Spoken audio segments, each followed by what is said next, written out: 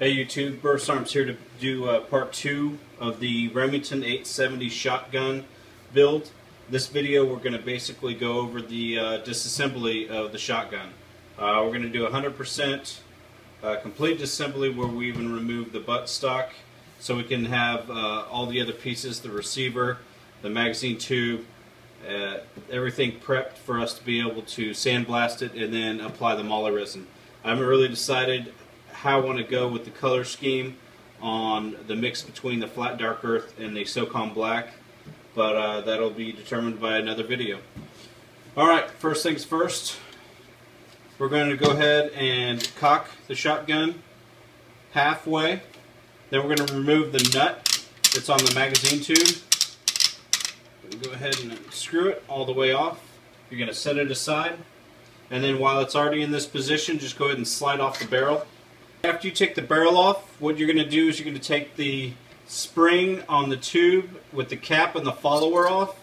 You're going to do that by pushing it, the cap further in, because there's a dimple on either side on the top and bottom of the magazine tube that we're later going to have to remove for us to allow to put +2 round extension on it. But for now, you're just going to, you can do it with your finger or you can do it with a screwdriver. I'll go ahead and do it with a screwdriver since there already is a seat in there.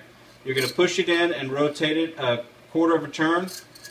That way the spring can come out with the cap and the follower.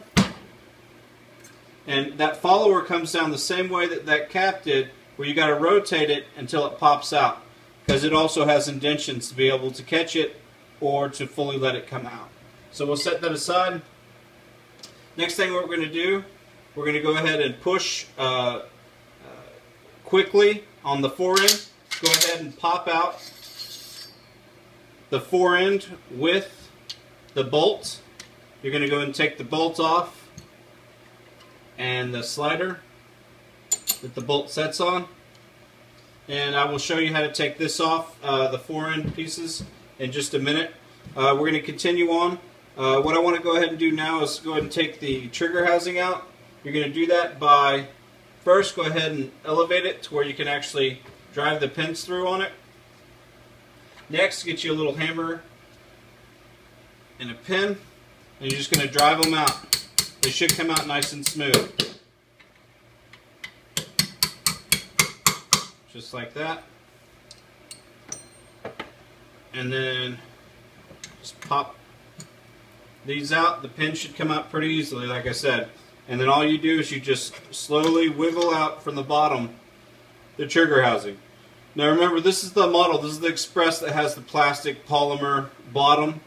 So I'm not going to mess with that. I'm going to go ahead and leave it the way it is.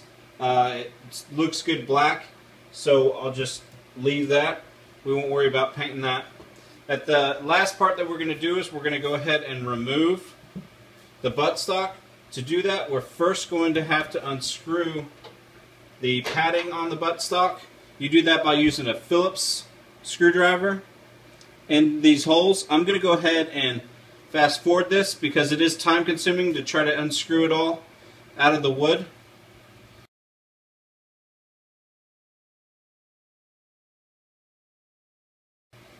Alright, what I'm going to do, now that we have the screws out of the wood, it was very time consuming. I'll fast forward it so you guys can see the end result. What we're going to do next is there's a big screw that connects this whole buttstock onto the receiver. And that, if you can see it in there, we're going to put in a Phillips screwdriver, line it up, and then just unscrew it. It's already coming loose from the receiver.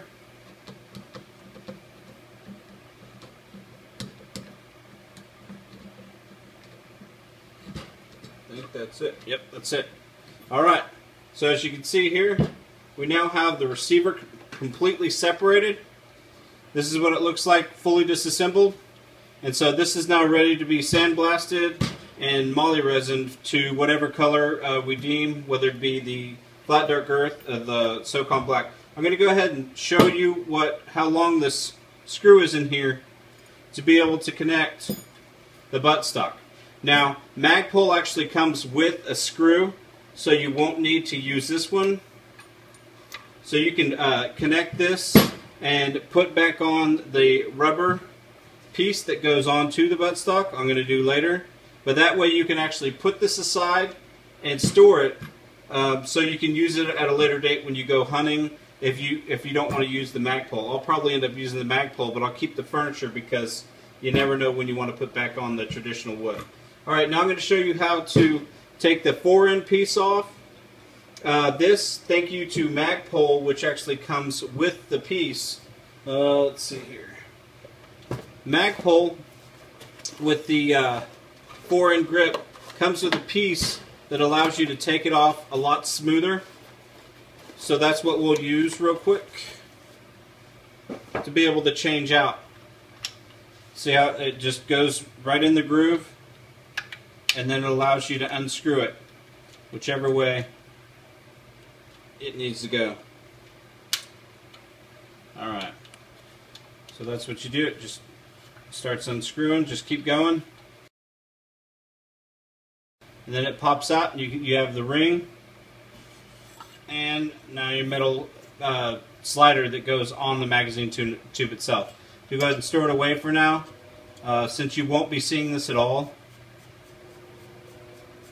because it will be completely inside of the fore end of the Magpul. Go ahead and screw this on and set it aside. I'll see if I want to actually do the finish on the actual rails for this, but I have yet to decide on what to do. Burris Arms here. I went ahead and decided to go ahead and add, along with the disassembly, the Remington 870, the removal of the indents or the dimples that are located on the magazine tube. These dimples are located on the top and bottom of the magazine tube restrict you to 4 rounds total in your magazine tube. If you ever want to do an extension like we are with a +2, then you're going to have to remove these dimples. There's some places online that say that it's best to use a 17mm socket, and what you do is you just use a rubber mallet and bang it down into the inside of the tube like this. It's a very, very tight fit, and to be honest with you, there's a lot of other people that have been talking about how it gets stuck into their magazine tube, so it's not very safe to do that. Another way to do it is to get a drill bit and go ahead and just drill straight down through the top to the bottom, and then you just sand it and get it all smooth inside the magazine tube. That's another way to go about it. I really didn't want to have holes in my magazine tube, so what I ended up deciding to do is I went with the Dremel tool. I started out by using a sander, a pretty large one, to go ahead and work the main grooves and divots out of it. Then I fine-tuned it with a little bit smaller of a sander just to get the final little pieces out. And then I moved on to using like a metal brush to kind of just polish up the inside of the tube as best as possible and get any of the little tiny pieces that were in there. After that, you got to clean it.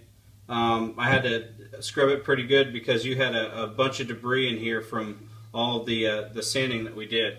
I don't know if you can see in there, but it's pretty smooth now. And just to test it, after you clean it, something to do is go ahead and get the follower and drop it in there anyway, and see if it goes all the way to the bottom like this did, nice and smooth. And then rotate it back, and that way you know you got a free flowing magazine tube now to where you can add some extension tubes.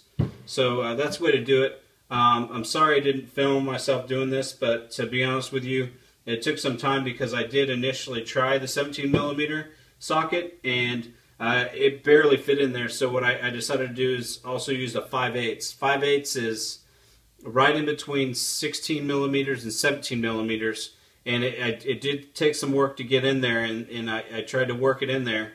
And then when I tried the 17mm, it still was just too tight of a fit. And it was very hard to get back out of the tube. So to be honest with you, I do not recommend that method. Go ahead and just get you a Dremel tool, this rotary tool, This will do everything you need it to, plus some. And they're only like 20 bucks if you don't already have one.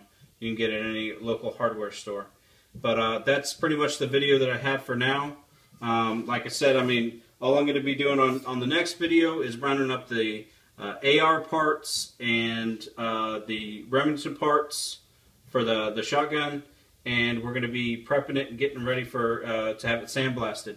And then after that, we'll move on to start putting back on the tactical parts for this and the new parts for the AR.